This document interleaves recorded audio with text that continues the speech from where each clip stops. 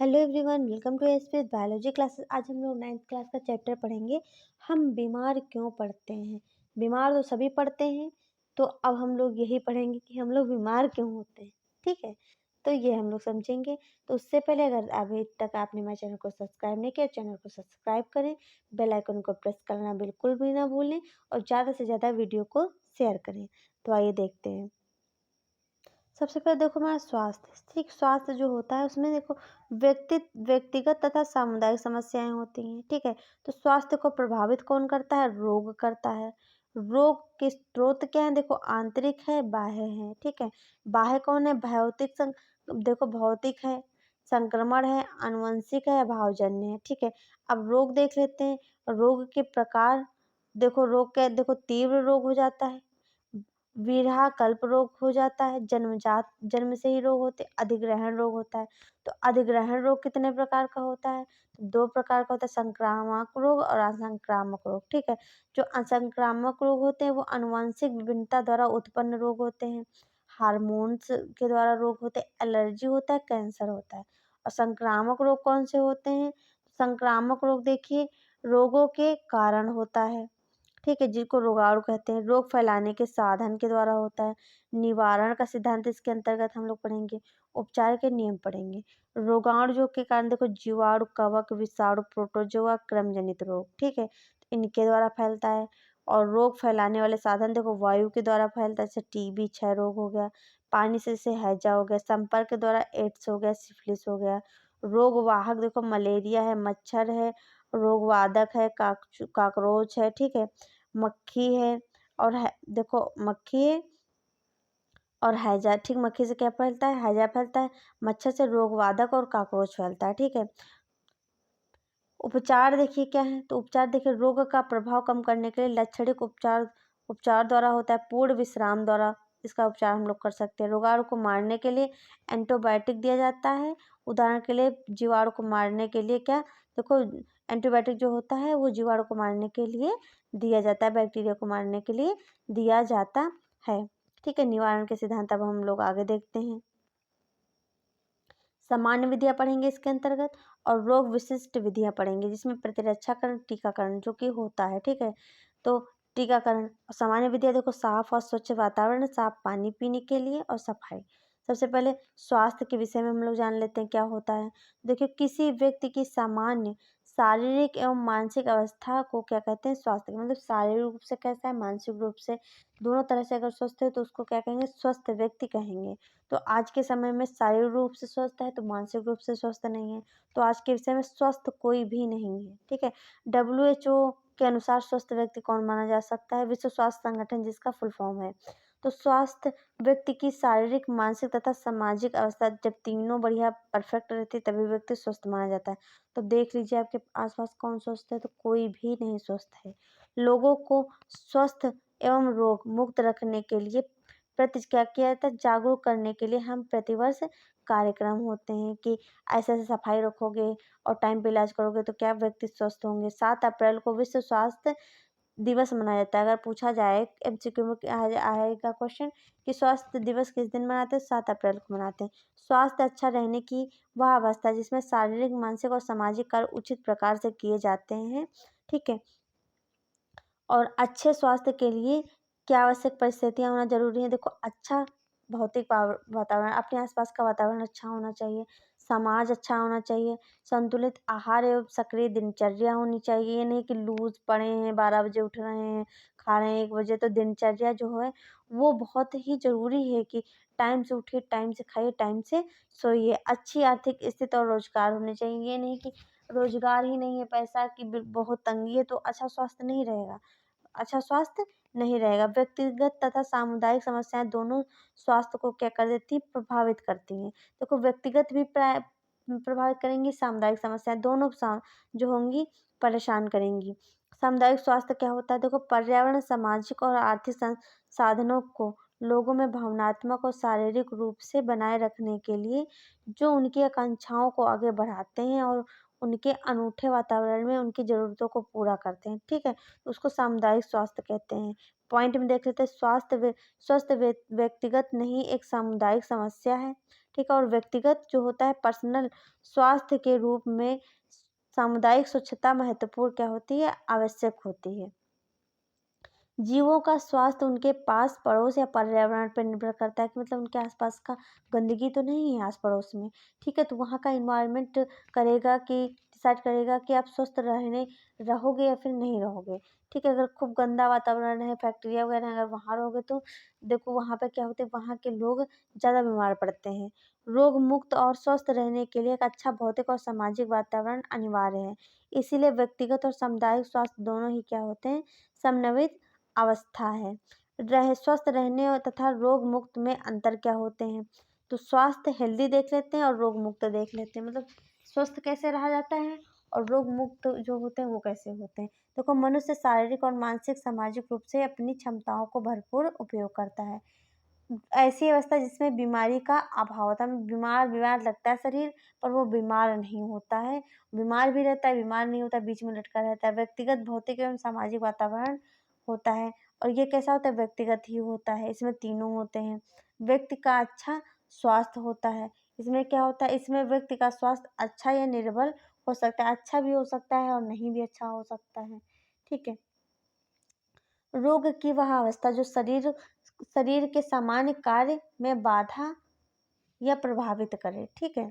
बाधा करे या फिर प्रभावित करे। रोग तथा इसके कारण क्या होते हैं, किस तरीके से रोग होता है और इसके होने के कारण क्या होते हैं, तो इसके बारे में समझते हैं। देखो जब व्यक्ति को कोई रोग होता है तो शरीर के एक या अधिक अंगों पर कार्य और रूप जो होता है रंग खराब हो जाता है, ठीक है। जो शरीर के अंगों का रंग और रूप क्या होता है, खराब हो जाता है।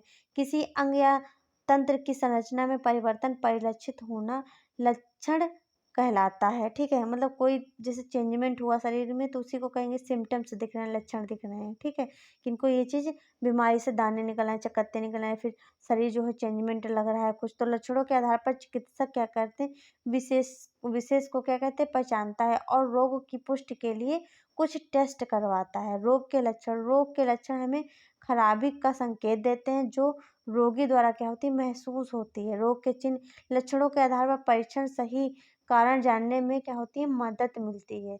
अगर टेस्ट ना हो तो बीमारी का इलाज बिना बीमारी पता नहीं क्या-क्या कर दिया जाए, तो इसी वजह से क्या होता है, टेस्ट ज़रूरी होते हैं। रोगों के कारण क्या होते हैं, वायरस, बैक्टीरिया, कवक, प्रोटोजोआ, कृमि, ठीक है। कुपोषण, आनुवंशिक विभिन्नता, पर्यावरण प्रदूषण जैसे हवा, पानी, इनमें क्या होता है, जो प्रदूषण होता है। टीकाकरण का अभाव, भैया बहुत लोग कहेंगे टीका ना लगवाओ, टीका लगने से ये हो जाता है, वो हो जाता है, तो ये भी एक बहुत बड़ा कारण है बीमारी का। देखो रोग के प्रकार होते हैं, तीव्र रोग, वे रोग जो कम समय के लिए होते हैं जैसे सर्दी जुकाम, ठीक है। दीर्घकालिक रोग जो अधिक समय तक रहते हैं, अधिक समय तक चलने वाले रोग दीर्घकालिक रोग कहलाते हैं, जैसे कैंसर हो गया, क्षय रोग के फीलपा हो गया, ठीक है। संक्रामक रोग क्या होते हैं, तो संक्रामक रोग क्या होते हैं, तो देखिए रोगाणु या सूक्ष्म जीवों द्वारा होने वाले रोगों को संक्रामक रोग कहते हैं। ऐसे रोग संक्रमित व्यक्ति से क्या होते हैं, स्वस्थ व्यक्ति में हो जाते हैं, ठीक। संक्रमित व्यक्ति से किसमें, स्वस्थ व्यक्तियों में फैलते हैं, मतलब ये वाहक का कार्य करते हैं। संक्रामक रोग के उत्पन्न करने वाले विभिन्न कारक होते हैं जैसे बैक्टीरिया, फंजाई, प्रोटोजोआ और कृमि, ठीक है। एक व्यक्ति बीमार है तो घर में धीरे धीरे करके सभी बीमार होंगे, तो इसको कहेंगे संक्रामक रोग। असंक्रामक रोग क्या होता है, ये रोग पीड़ित व्यक्ति तक ही सीमित रहता है, मतलब जिसको है वहीं तक सीमित रहेगा, आगे नहीं बढ़ेगा, अन्य व्यक्तियों में नहीं फैलते, जैसे हृदय रोग, एलर्जी, ठीक है। अब अभाव देखो, अभावजन्य रोग जो होते हैं तो यह रोग पोषक तत्वों के अभाव से होता है, जैसे घेंघा हो गया गले में, थायराइड हो गया, अपक्षयी रोग हो गया, जैसे गठिया रोग हो गया, एलर्जी और कैंसर। जन्मजात रोग कौन से होते हैं, जो जन्म से ही हो, ठीक है। जो क्या हो, जन्म से ही हो, वह रोग जो व्यक्ति में कहते हैं जन्म से ही होते हैं, इसको आनुवंशिक आधार पर होते हैं, जैसे कि हीमोफीलिया हो गया, ठीक है।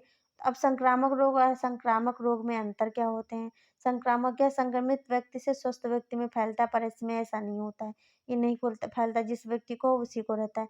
यह रोगाणुओं के आक्रमण के कारण उत्पन्न होता है, यह जीवित रोगाणुओं को छोड़कर अन्य कारकों के कारण फैलता है, यह धीरे धीरे पूरे समुदाय में फैलता है, यह समुदाय में नहीं फैलता है, ठीक है।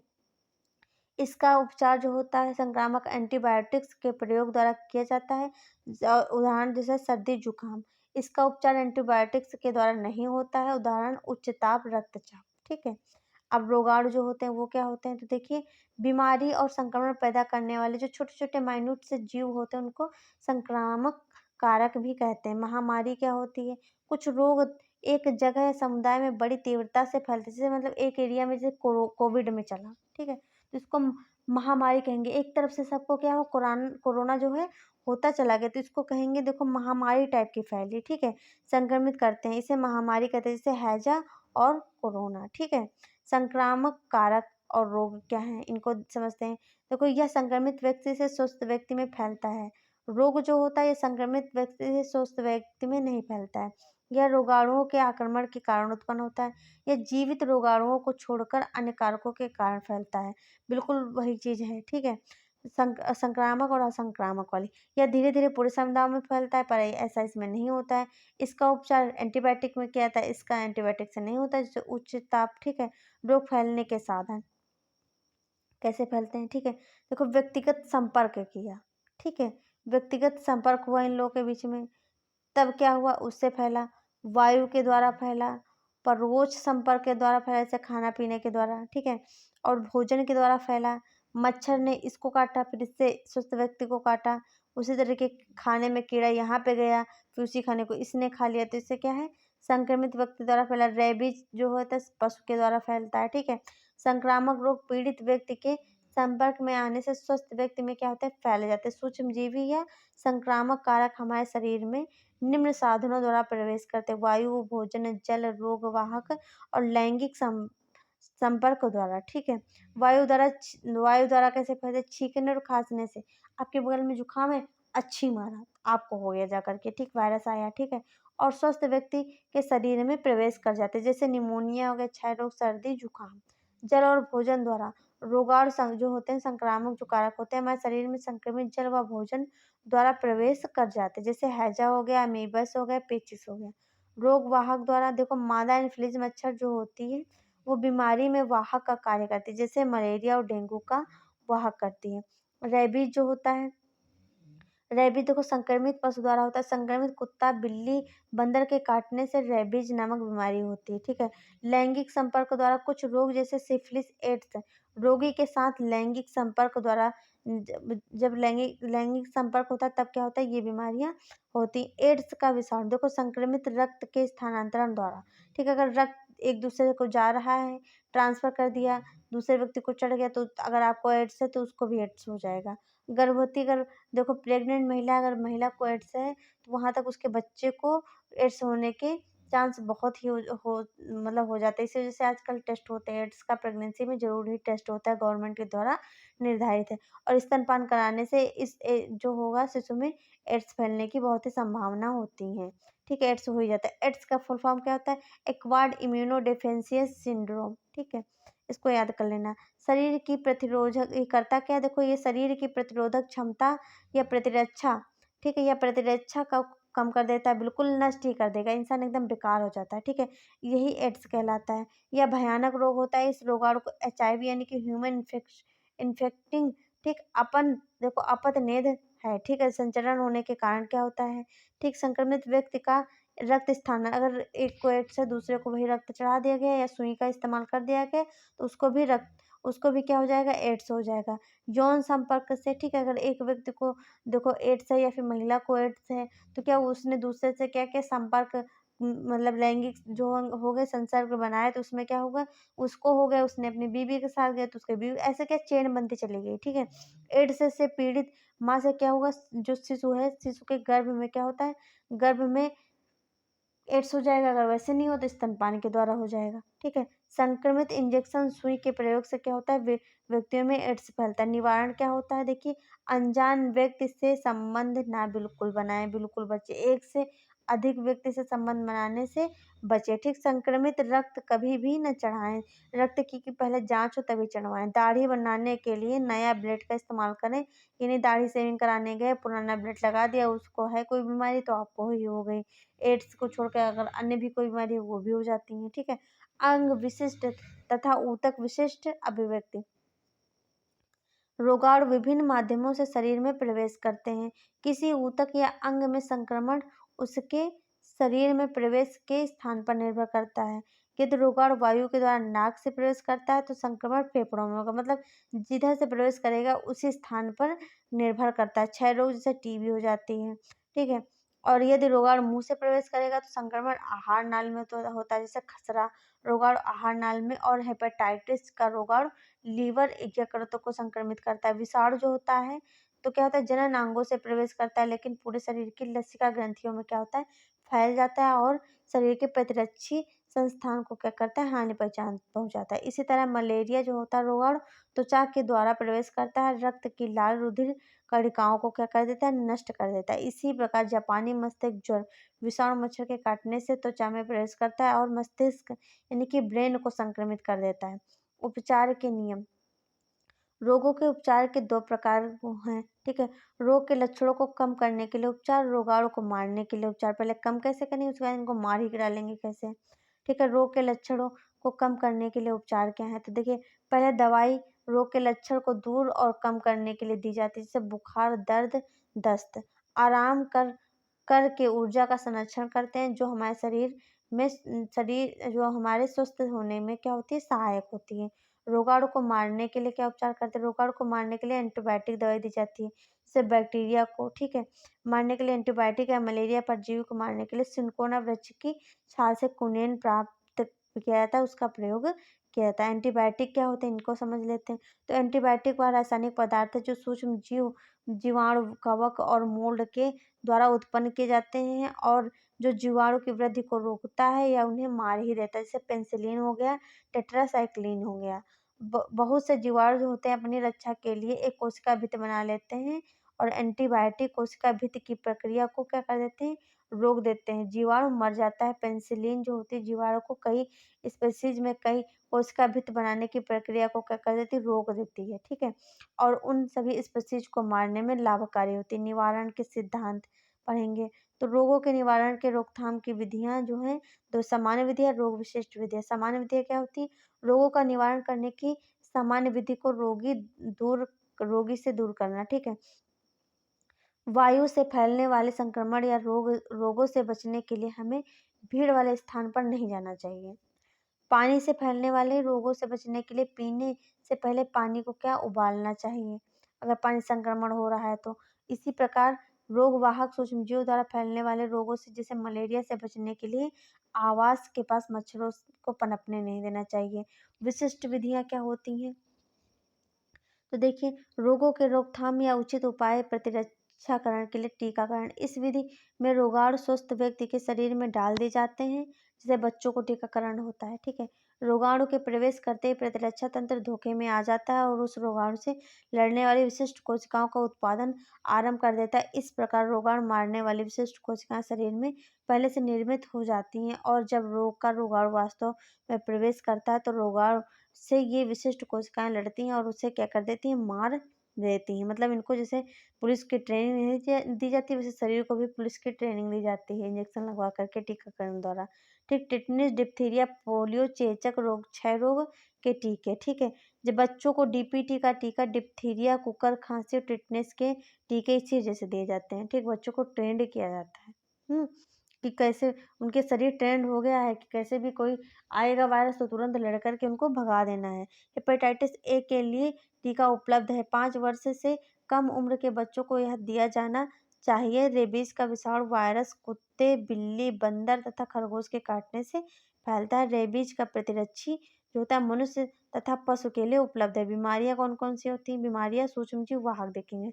मलेरिया किससे होता है, प्रोटोजोआ से होता है, उसकी वाहक मादा एनफ्लूएंजा मच्छर होती है।